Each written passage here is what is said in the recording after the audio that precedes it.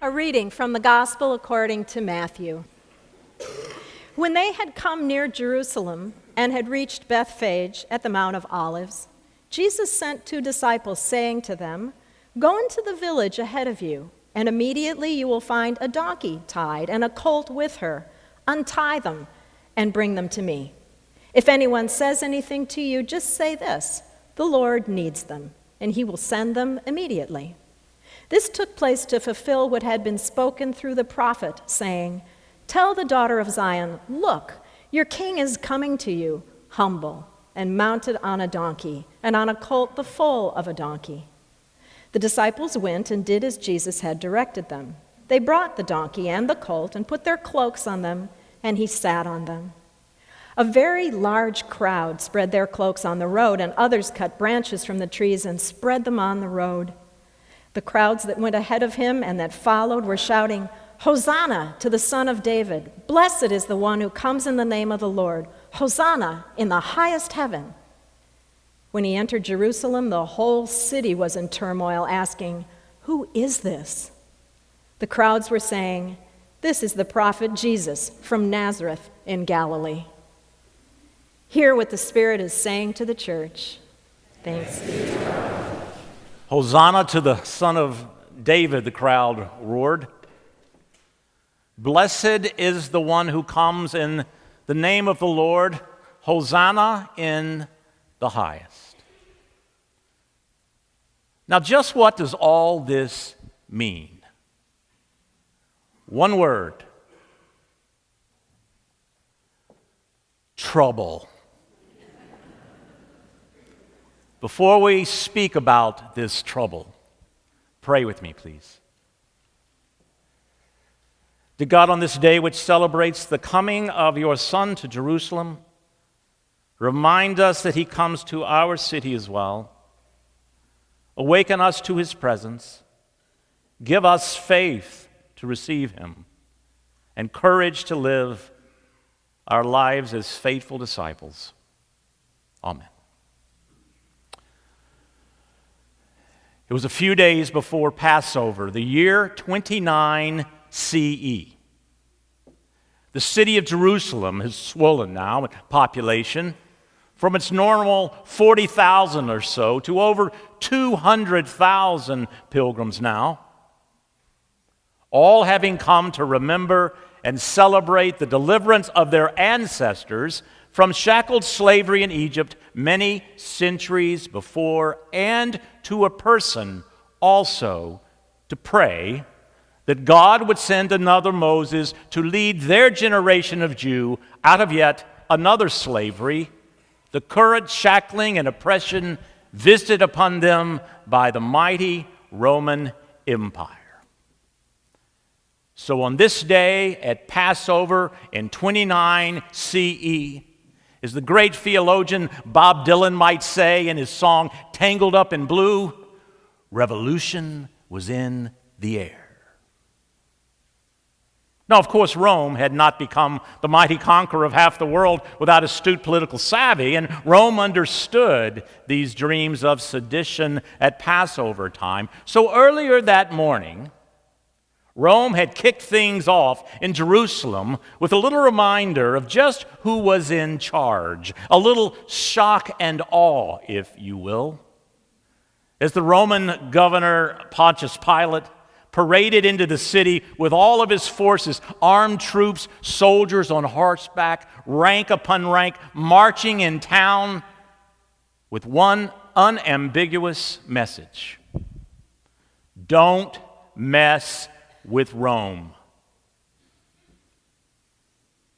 Yet, according to the Gospels of Matthew, Mark, Luke, and John, messing with Rome is precisely what Jesus and his followers had in mind at this Passover time, by not only planning a carefully staged parade of their own, which taunted the mighty Pilate, but also proceeding to offer an open challenge to all the claims of Caesar and his Roman Empire. Yes, Pilate represented one kingdom, but Jesus, by his acts on this day, would represent quite another.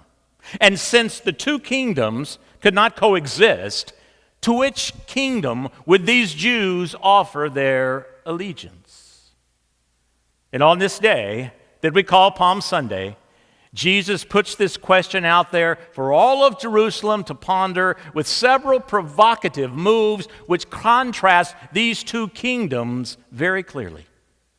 As Pilate and his armies ride in from the west, from the seat of Roman Empire in Caesarea Maritima, Jesus comes in from the east, as the predicted Messiah, the prophet Zechariah said would come riding on a donkey. While Pilate sits high in his chariot, Jesus sits low on a donkey, an implement of agriculture instead of an engine of war, a tractor instead of a tank. While Pilate enters Jerusalem with his troops, the best equipped, best trained, most ruthless army the world has ever known, Jesus enters Jerusalem surrounded by an unwashed peasant mob. Two starkly different kingdoms were on display in Jerusalem that day, on Passover in 29 CE, on display for all to see. And as Matthew attempts to tell us, the city was literally shaking. So, what are we to do with this story in the 21st century? How are we to see this ancient story of almost 2,000 years? What possibly could it say to us? Well, it seems to me that no matter how you look at this story, no matter how you look at this amazing parade into Jerusalem, you can't help but see that Jesus is offering us a choice between these two parades. One, the magnetic pull of the power and might of Pilate's parade, or the other, the subtle draw of Jesus' parade. Following the first keeps you safely tied to the might and the power of Rome. Following the second seems to be for the, shall we say, impractical dreamers. For it requires trusting in the depth and breadth and height and power of an invisible, unshakable love. So here's the question. Which of these parades would you have chosen? Now, I ask this because this question is no less relevant today than it would have been 2,000 years ago, because we are still asked every single day to choose between one of these two parades. The world and its glory and its often shallow pretensions to greatness, its rough use of power, its massive, harsh momentum. That's one parade. The other is led by the one who says, "Come and follow me," but leaves the ways and the means to us. Led by the one who says, "Love one another as I have loved you," but waits to see if we truly will do it. And yet, don't we often, as well-meaning Christians, seeking to walk in Jesus' parade, nevertheless, don't we also stay in step with the world's parade too? We think we can do both, don't we? Because we think the world's parade, well, it's unstoppable anyway. What can we really do about it? And so while we might dare to wave our palm branches one day a year, as we do today, in recognition we're all attempting to follow Jesus' way, for the most part, if we're honest, or maybe it's easier to say, if I'm honest, we let the parade pass by. We drop the palm branches at the curb, and then we return to observing, if not marching, in the world's parade until next year. Carlisle Marney was a Southern Baptist preacher that many of my generation of preacher tried to emulate. We weren't very successful at it. Marney was an ecumenist, a bold thinker. He was an intellectual, and he died far too early at 65 years of age in 1979. For the last 13 years of his life, after Marnie left Myers Park Baptist Church in Charlotte, North Carolina, he ran a retreat center called Interpreter's House on Wolf Pen Mountain in North Carolina, to which he invited clergy of all denominations.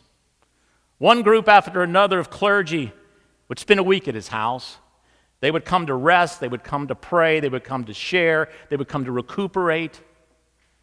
Reverend Dean Snyder, a participant, says he remembers one of the last sermons Carlisle Marnie ever preached. It was about these groups of clergy who came to his home.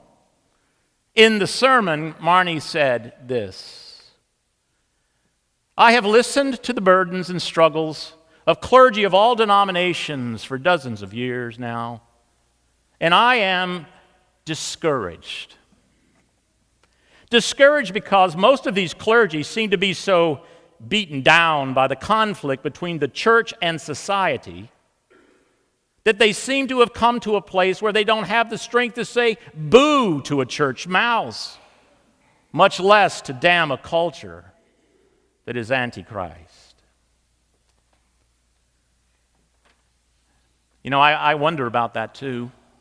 We clergy, we Christians, we want to please everyone, not to find fault, not to rock the boat or shake things up, but we need to remember that Jesus did.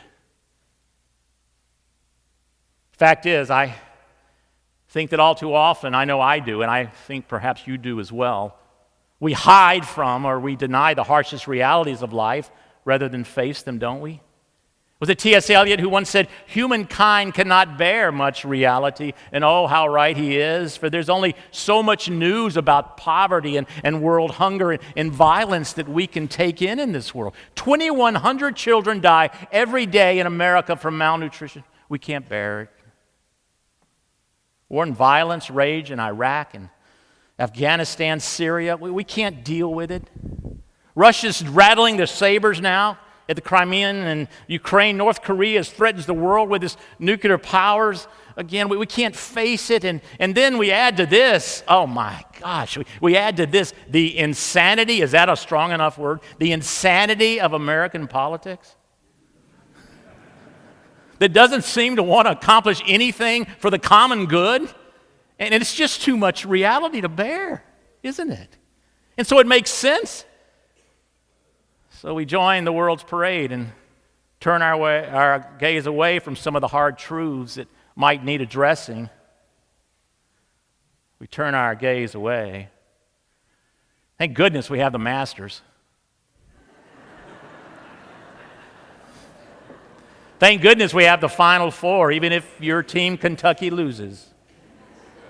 Thank God we have the Olympics and Survivor and The Biggest Loser, any British movie ever made, and all the other means of escape from harsher realities, for oh, how pleasant it is to be swept up in the parade of enthusiasm that surrounds these diversions, and it diverts our attentions away. But you see, Palm Sunday, if it does anything, is here to awaken us to the fact that where we place our attention and whose parade we walk in makes a difference. In fact, it makes all the difference, because individually and especially collectively, we Christians as followers of Christ, we have the capacity to change and radically alter things. We have the power to lift burdens, to unbind souls, to open eyes and hearts, because Jesus envisioned God's kingdom coming, and he expected our participation in helping usher it in and live by its standards, walking in that parade of hope and goodness and justice.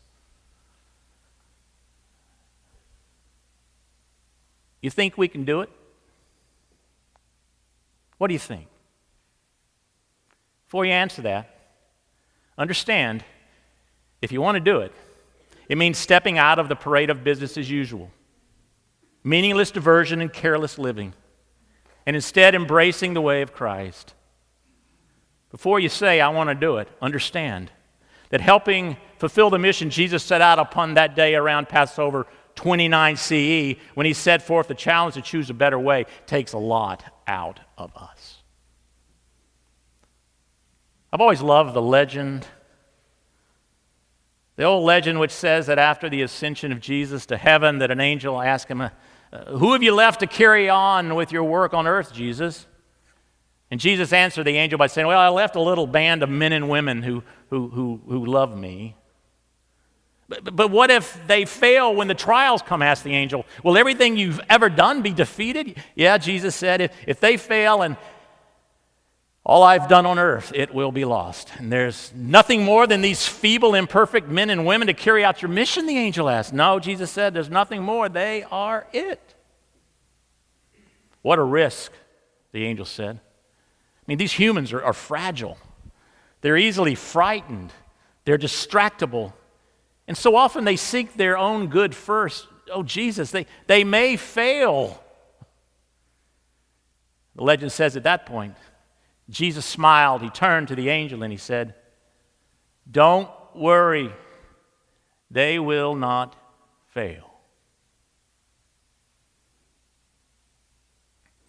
Well, there has been a parade for the last 2,000 years, hasn't there? A parade of those followers of Jesus who have not failed.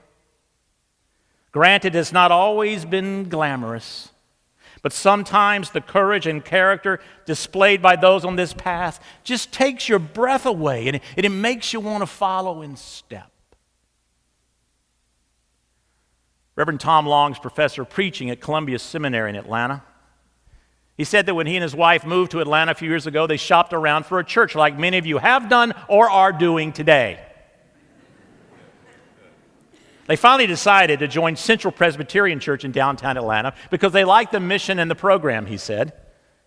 After that, Long says that the minister invited them and all the others who were joining in that particular season of the year to come to a dinner one Wednesday night and become acquainted, and so they did. They sat around this square table in the fellowship hall, and after dinner, each person was asked to explain why they were joining. Tom Long says he heard all kinds of things you would expect. One person said, I'm a musician, and this church has a fine music program. Another says, I have 2 teenage daughters, and the youth program here is fantastic. Another said, I was looking for a preacher that could do 2 things. 1, preach about God, and 2, do it in 15 minutes. Another said, I couldn't find a place to park in my last church. There seems to be adequate parking here. And then it got around to Marshall, Tom Long said. Marshall said he'd been high on crack cocaine in the streets when he stumbled into the church's outreach center and begged for help. The director of the outreach center said, I'm out of money. I can't get you in a treatment number this month, but I can do it next month. So what will I do, Marshall said, he asked. And the director responded, well, until then, you'll stay with us here in the church, Marshall, and we will stay with you. She then took his hand, she knelt on the carpet of her office, and they prayed, and Marshall stayed. Well, Marshall said he'd been sober for 3 years now, and he was joining the church because God had saved him in this church. Tom Long muses, at that, the rest of us looked around at each other sheepishly. For we were joining this church for the preacher and the programming and the parking. But Marshall was there for salvation.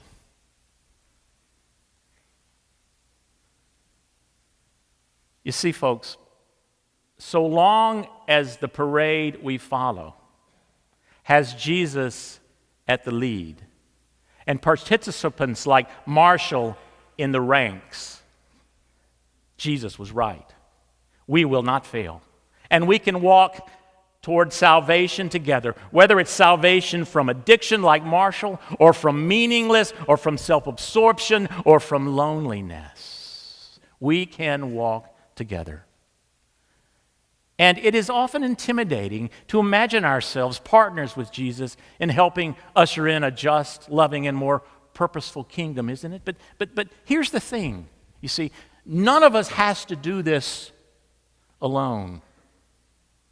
And if our goal seems so far away as to be unachievable, Well, as Bernice Johnson Reagan says, all we need to do is to make sure that when we pick up a foot in this life, that we put it down a little ahead of where it was when we picked it up. And then we just need to keep lifting our feet and putting them down ahead of where they were, so that when death comes, it will find us going somewhere. And when it gets hard to pick up a foot or take even a step, then we can at least lean. We can at least lean towards Jesus, lean towards his way, lean towards his truth and his promise. For if we learn and lean hard enough in time, we will end up taking a step. Try it sometimes, Reagan says. Lean forward as far as you can and see if you don't end up taking a step. Yes, maybe starting today, we could pick up our palm branches, step off the curb, lean forward towards Jesus, and take a few steps in a new direction. Steps that will take us with the one who walked the way through Good Friday and Holy Saturday, all the way to Easter morning and beyond. Because I don't know about you, but that is the parade my heart wants to follow. My brain doesn't always want to go there, but my heart wants to go there. It wants to walk the way with Jesus. So in closing, let me say this. As we begin Holy Week, I invite you to come take a step. And if you can't take a step, then just try to lean. Lean the way of Jesus until that momentum sweeps you up in that grand parade that has marched for 2,000 years behind the one who was greeted with palms and hosannas. Blessed is the one who comes in the name of the Lord. In the name of God the Father, and the Son, and the Holy Spirit. Amen.